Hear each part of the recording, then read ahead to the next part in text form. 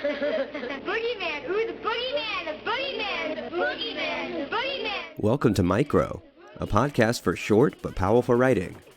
I'm your host, Drew Hawkins. Plastic fangs, German emperors, ghost stories, and of course, serial killers. You guessed it, our Back from the Dead special is here. We join forces with the assortment of sentient skulls that is the lit journal Hobart After Dark, also known as HAD. For this episode, we decided to reanimate a few spooky pieces originally published in journals that have since gone on to the other side. And though these pieces have been reinterred in the HAD boneyard, we pay our respects to the literary ghosts that haunt us. In the spirit of Halloween, this first piece lives in the space between horror and desire. Originally published in the Mondegreen, it's called The Creature from the Black Lagoon and Other Things I Wish My Boyfriend Would Call Me During Sex. It was written by Meghan Phillips and resurrected by HAD on October 25th, 2021. Enjoy!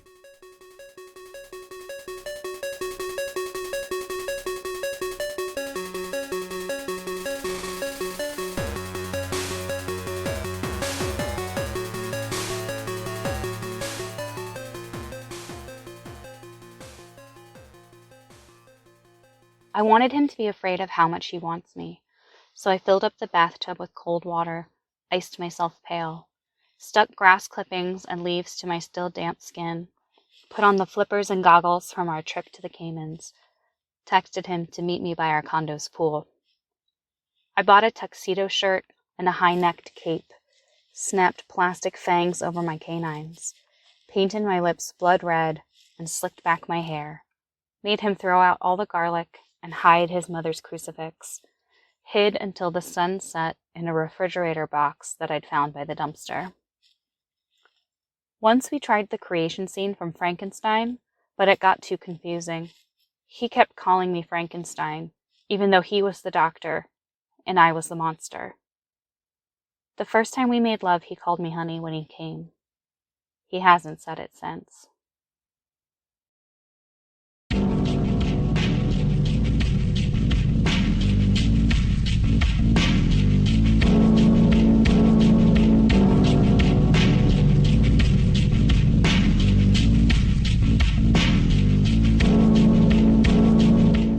Meghan Phillips is the author of the chapbook Abstinence Only and has stories in Best Microfiction 2019, 2020, and 2021. You can find her on Twitter and Instagram at mcarphil or on her website at meghan-phillips.com. Our second piece invokes the past and all its lingering consequences, peeling back layers of time, blood, and old news articles.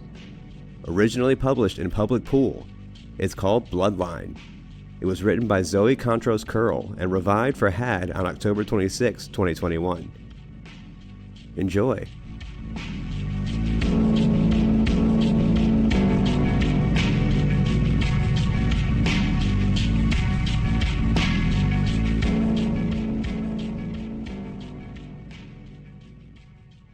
I am eating at the Matador Room on Miami Beach. Large frame posters of bullfighters hang on the walls.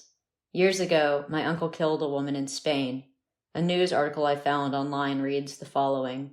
Redacted appeared before the court as the bastard grandson of William II of Prussia, last emperor of Germany.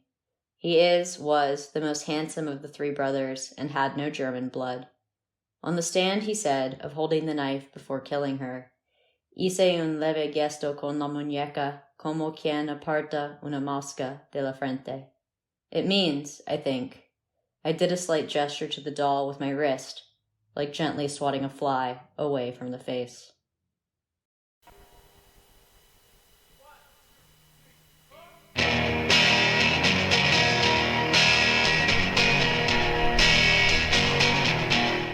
Zoe Contros Kearl is a writer and editor based in rural Vermont. You can find her on Twitter and Instagram at Zoe Contros or on her website at zoecontroskearl.com.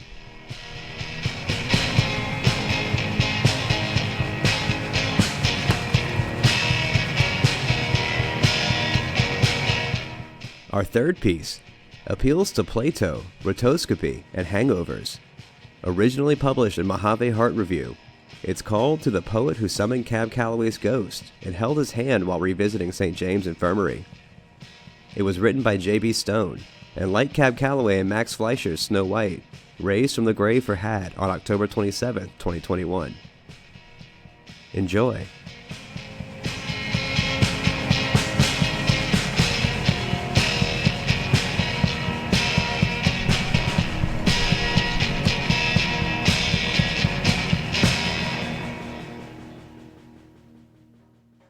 To the poet who summoned Cab Calloway's ghost and held his hand while revisiting St. James Infirmary. After Cab Calloway's infamous appearance in Max Fleischer's 1933 animated short, Snow White. You realize the void you walk into is no longer a cave, right? The same den submerged in permafrost with X-ray prisms illuminating the carved faces of phantoms.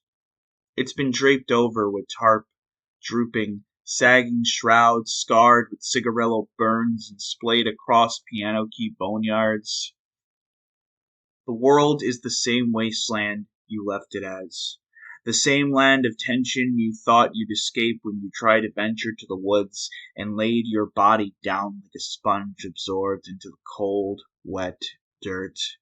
You sang your somber songs, but your body topsy-turvied its entrails and innards, morphed you into the ghost who hovers over the earth, raising a bottle of booze to a raspy horn, and allows his voice to scat and thump to the rhythm of demise. The demolition of a heartbeat. The world at large, a Flying Dutchman, waiting to become an ancient tragedy. There aren't enough movements to numb the parade of red, white, and blue nationalism. There aren't enough moments of protest to mask the fact that your belief in a world void of war, plague, famine, and corruption is still a fool's wish. And there aren't enough shooting stars and plucked dandelion lashes to make this magic happen. And it's a horror not even a phantom like you wants to confront. You sit here in this regretful pit, transforming your fingers into claws, your feet, your legs, a manifestation of gaseous formation. Your anatomy lets loose a stampede of pale white horses, thundering across the scorched earth terrain of your wrinkled skin. You frantically mutter, "This can't be happening," several times, pinching the ectoplasmic shell where your ass used to be. Wondering if this future is just a drunken fever dream, with a mid-morning hangover to follow, and not another reality you can't call resting place.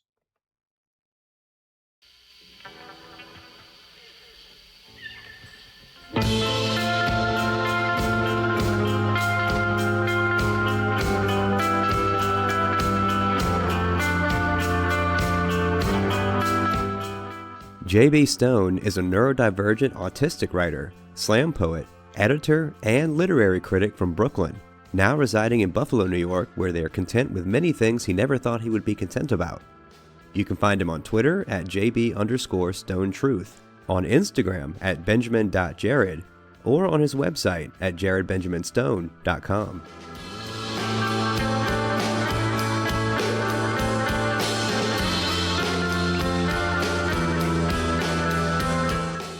Our fourth piece plays with horror movie character tropes in the same way that the murderer plays with their victims. Originally published in Corium magazine, it's called Disappointment. It was written by Kendra Fortmeyer and resuscitated for Had on October 28, 2021. Enjoy.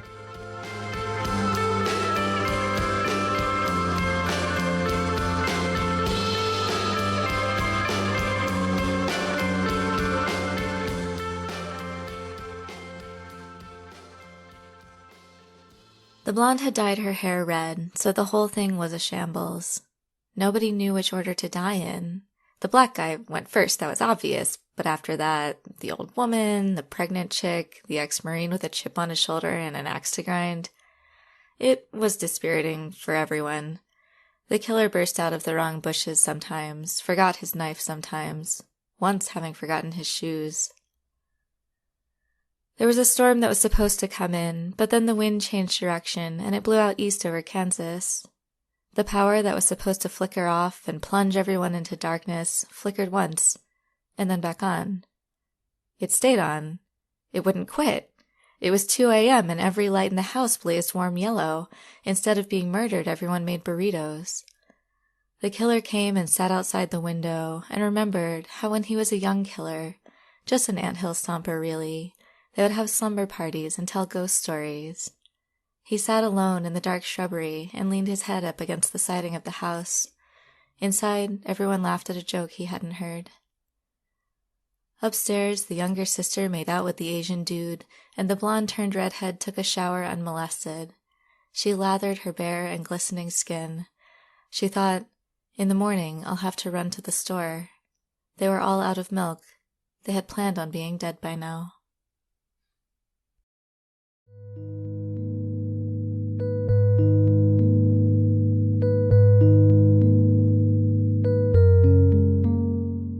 Kendra Fortmeyer lives and writes in Austin, Texas. You can find her on Twitter at Kendraff or on her website at kendrafortmeyer.com.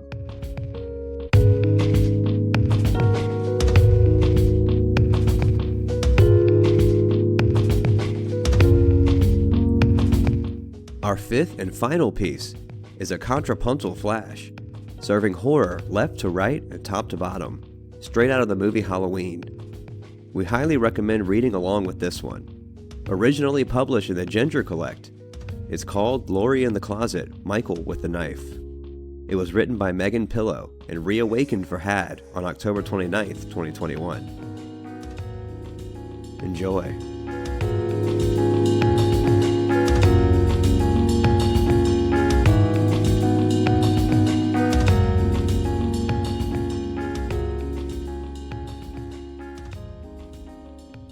Laurie in the Closet, Michael with a Knife. The children are running, away, away, down the hall, past the lamp that glows in the doorway, across the floor, behind the locked door. Laurie hears him coming up behind her like the stir and roil of some stumbling darkness, so she runs to the closet, sliding the door closed, the light through the slats leaving a mark that tells the blade where to go.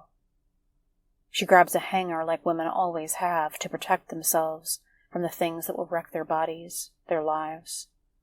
And she reaches it out and presses it into his cheek, feels it give like soil under her fingers. It thrills her, and then the knife is at her feet, in her hands, and centers her rage, and she thrusts it deep into his chest, into what she hopes is his heart, and then he disappears. Only the blade now keeps her company. To the door, the blade before her like a shield, still the air sucks around her with his absence. She drops the knife, stumbles to the hall, and the children are still there somehow, and she tells them to run again. She gets to her feet. She can feel him in the air behind her, and then his hands are wrapping around her neck, and she can feel it, death, like a collar. But there is a thundering on the stairs and a great bang as Loomis fires the gun once, and Michael is downed like a wide-winged hawk shot from the sky. Laurie grips her head as if he ripped it from her. Loomis runs to see, but Michael is still alive, and so Loomis shoots again and again and again and again, until Michael finally falls to the ground. Laurie is crying. She wants it to be over, but she knows the boogeyman will come back to find her because they always do. Because monsters like this one, once they have the scent of your blood in their nose, will never stop until they taste it. Will never stop until the blood runs out. And he hears them, skittering like beetles across the surface of his brain. He raises the knife like a lantern. It guides him up the stairs. He sees her run into a room toward some faint safety, but only the blade can keep her safe. It points its way to her skin, and he follows. The blade slips into the sliver of space in the closet slat, a knife between a rib. It's still so far away. The crack of the slat as it gives way, a rotten tooth, and the light swings like a circling sun over the blank white planet of his face. And the pop and flare of pain, the gush of blood like the venting of some geyser that fills up, dark with noise and heat. And he feels the itch at the center of him, the scratch of fury now leaching into his veins. How could she betray him? How could she deliver the itch when she knows that it is his gift to give her, his to circle around her throat like a chain, like his hands when his hands won't do? The floor is beneath him. He takes that itch and uses it to rise, to pull his leaking body to his feet, to walk across the room with plodding steps behind her, each one the twitch of the blade, and his hands are not as sharp, but they are stronger. And he can feel her fluttering beneath his hands like a sparrow, and he will down her. But then the dart and sting in his chest, and a great ocean of pain rises in him. But he will not fall. He will not break his focus, and so he retreats to the dark of a room, and he waits, sees Loomis enter, then the rattle of metal again filling his chest, and he falls back through the door, the porch, the rail, the air, and the earth claims him like he's planted there. But he will not stay. He uproots himself. He is again rising, again on the move, again looking for the way he can come around to see her, feel her, be close to her somehow, because she doesn't understand yet, but he will show her that this is how he loves her. This is how he always will love her. Laurie in the closet, Michael with the knife. The children are running away, away, and he hears them, skittering like beetles down the hall, past the lamp that glows across the surface of his brain. He raises in the doorway, across the floor, behind the knife like a lantern. It guides him up the locked door. Laurie hears him coming up the stairs. He sees her run into a room, behind her, like the stir and roil towards some faint safety, but only the blade of some stumbling darkness, so she runs, can keep her safe. It points its way to the closet, sliding the door closed, to her skin, and he follows. The blade slips into the light through the slats, leaving a mark, the sliver of space in the closet slat, that tells the blade where to go. She grabs a knife between a rib, it's still so far away. A hanger like women always have, to protect the crack of the slat as it gives way, themselves from the things that will wreck a rotten tooth, and the light, their bodies, their lives, and she reaches it out. The light swings like a circling sun and presses it into his cheek, feels it give over the blank white planet of his face, and like soil under her fingers. It thrills her, the pop and flare of pain, the gush of blood, and then the knife is at her feet, in her hands, like the venting of some geyser that fills up and centers her rage, and she thrusts it, dark with noise and heat, and he feels the itch deep into his chest, into what she hopes is at the center of him, the scratch of his heart, and then he disappears. Only the fury now leaching into his veins. How could she? Blade now keeps her company. To betray him, how could she deliver the itch, the door, the blade before her like a shield, when she knows that is his to gift her, his to... Still the air sucks around her, with his circle around her throat like a chain, like his absence. She drops the knife, stumbles to hands when his hands won't do. The floor is the hall, and the children are beneath him. He takes that itch and uses it to still there somehow. And she tells them to rise, to pull his leaking body to its feet, to run again. She gets to her feet. She can walk across the room with plodding steps, feel the air behind her, and then behind her, each one the twitch of the blade. His hands are wrapping around her neck, and his hands are not as sharp, but they are, and she can feel it, death like a collar, stronger. And he can feel her fluttering beneath, but there is a thundering on the stairs. His hands like a sparrow, and he will down her, and a great bang as Loomis fires the gun, but then the dart and sting in his chest, and once, and Michael is downed like a great ocean of pain rises in him, but he will, a wide-winged hawk shot from the sky. Not fall, he will not break his focus, and so Laurie grips her head as if he ripped it. He retreats to the dark of the room, and he waits, from her. Loomis runs to see, but Michael sees Loomis enter, and then the rattle of Still Alive. And so Loomis shoots again, metal again filling his chest, and he falls back again and again and again, through the door, the porch, the rail, the air, and until Michael finally falls to the ground. The earth claims him like he's planted there. Laurie is crying. She wants it to be over, but he will not stay. He uproots himself. He is, but she knows the boogeyman will come again, rising, again on the move, again looking back to find her, because they always do. For the way he can come around, too, because monsters like this one, once they see her, feel her, be close to her somehow, have the scent of your blood in their nose, because she doesn't understand yet. But he will never stop until they taste it. Will show her that this is how he loves her. Will never stop until the blood runs out. This is how he always will love her.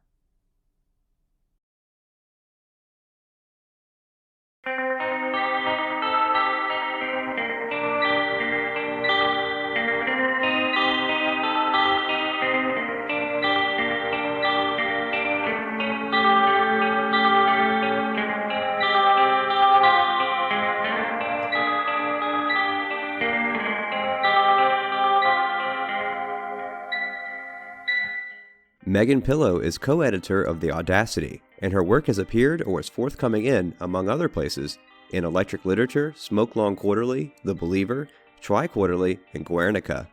You can find her on Twitter at MegPillow, on Instagram at MegPillow77, or on her website at MeghanPillow.com. Micro is edited and curated by Dylan Evers. Our social media is managed by M.M. Kaufman, and the show is produced and hosted by me, Drew Hawkins. Our theme song for this episode was done by Albino Ghost Monkey. Special thanks to Aaron Birch and Crow Jonah Norlander at HAD, as well as everyone who submitted work for this highly specific submission call. You can find all the information about this episode's writers, their featured work, and the publications where they were published, as well as a transcription of this episode in the show notes. Find more of our shows wherever you listen to podcasts, or check out our website at micropodcast.org. And follow us on Twitter, Instagram, and Facebook at Podcast Micro. Thanks for listening, and happy Halloween.